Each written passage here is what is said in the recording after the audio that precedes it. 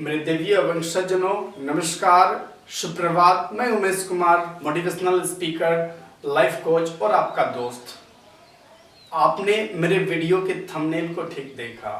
आप अमीर कैसे बने, हाउ टू बिकम रिच, आज मेरे टॉपिक का विषय है। माय डियर फ्रेंड्स, इस संसार में जितने भी लोग हैं वे सब अमीर बनना चाहते हैं और पैसा कमाना चाहते हैं, लेकिन क्या सारे के सारे लोग अमीर बन पाते हैं? नहीं। आपका जवाब होगा क्यों? क्योंकि हर प्रिंसिपल्स पर, हर थ्योरी पर जिस तरह से हम लर्निंग करते हैं उसी प्रकार से अगर आप अमीर बनना चाहते हैं तो इसकी भी कुछ प्रिंसिपल्स हैं, कुछ रूल्स और रेगुलेशंस है। अगर आप उन नियमों को जानेंगे, उस प्रिंसिपल्स को जानेंगे और उसे फॉलो करेंगे तो संभवतः आप भी एक अमीर इंसान बन सकते हैं, एक रिच इंसान बन सकते हैं। यह कथा, यह वीडियो मैंने धन बनाने की सबसे प्रमाणिक पुस्तक रिच डैड पुअर डैड से ली है, जहां पर बहुत सारे प्रिंसिपल बताए गए हैं कि कैसे आप धन बना सकते हैं और कैसे आप रिच बन सकते हैं, अमीर बन सकते हैं। यहाँ पर ऑथर रॉबर्ट कियोसाकी के दो फादर थे। आप थोड़ी सी हैरान होंगे कि किसी के दो फादर कैसे हो सकते हैं, लेकिन आप इसे गलत ना ले। दो फादर इट मीन्स एक उसके खुद के पिताजी और दूसरे उसके दोस्त के पिता, जिसे रॉबर्ट कियोसाकी अपने मुंह बोले पिता कहते थे।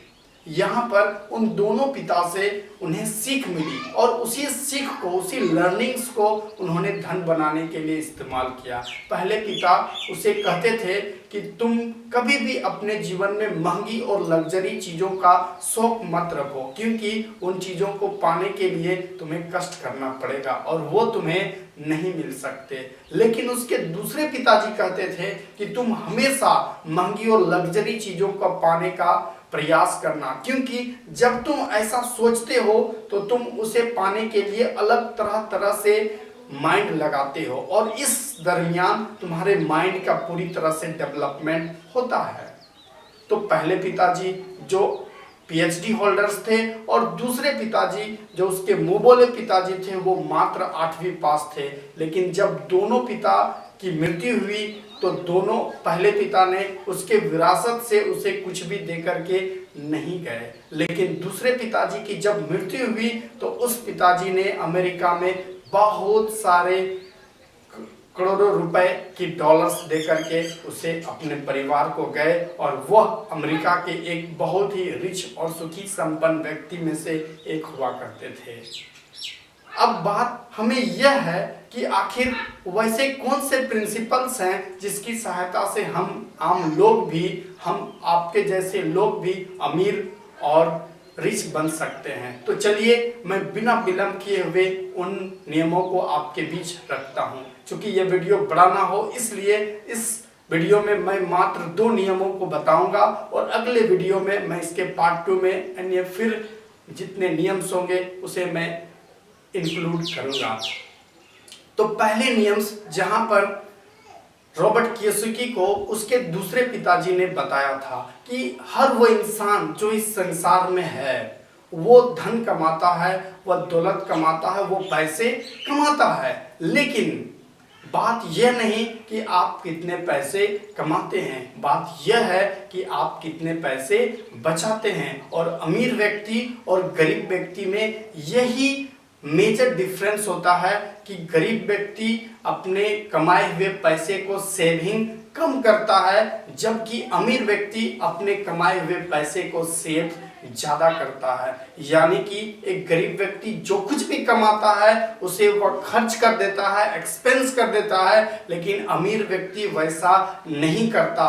वह अपने कमाए हुए रुपए को सबसे पहले सेविंग करता है और यहाँ इसलिए कहा जाता है कि गरीब व्यक्ति जो कुछ भी सेव नहीं कर पाता वह गरीब रह जाता है और अमीर व्यक्ति चूंकि वह एक बढ़िया सेवर होता है, वह पैसों को, अपने कमाए हुए इनकम्स को पहले सेव करता है, इसलिए वह धीरे धीरे अमीर बनता है। अब बात है दूसरे कंसेप्ट की। चूंकि गरीब व्यक्ति के पास सेविंग कुछ भी नहीं है, और अमीर व्यक्ति के पास सेविंग्स है।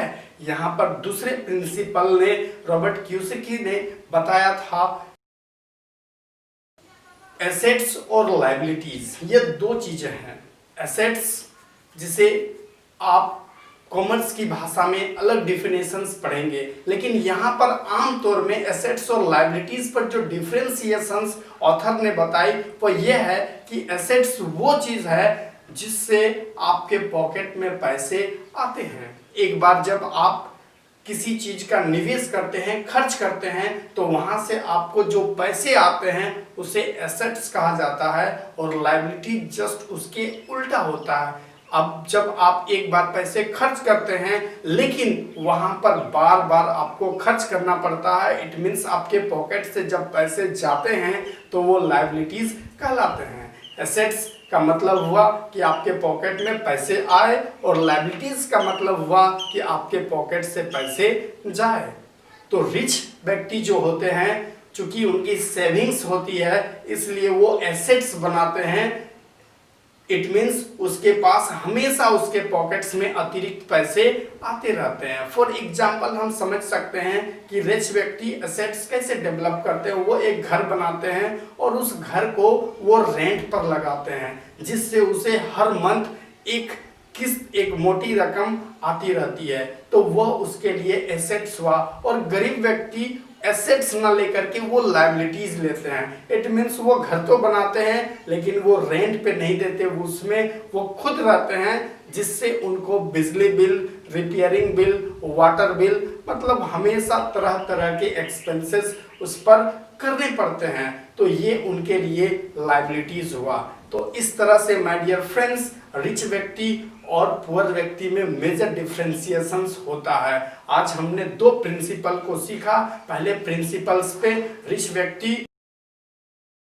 व्यक्ति क्या करते हैं, तो वो अपने इनकम्स को सेव करने में फोकस करते हैं, जबकि गरीब व्यक्ति अपने इनकम्स को कभी भी सेव करने में फोकस नहीं करते हैं। और सेव करने के बाद रिच व्यक्ति हमेशा एसेट्स बनाने में ध्यान देते हैं, जबकि गरीब व्यक्ति हमेशा लायबिलिटीज को बढ़ाने में ध्यान देते हैं। इसलिए उनके पास पैसे, इनकम्स जनरेट नहीं हो पाती और वो गरीब के गरीब रह जाते हैं और अमीर व्यक्ति धीरे धीरे वो और पैसे बना लेते हैं।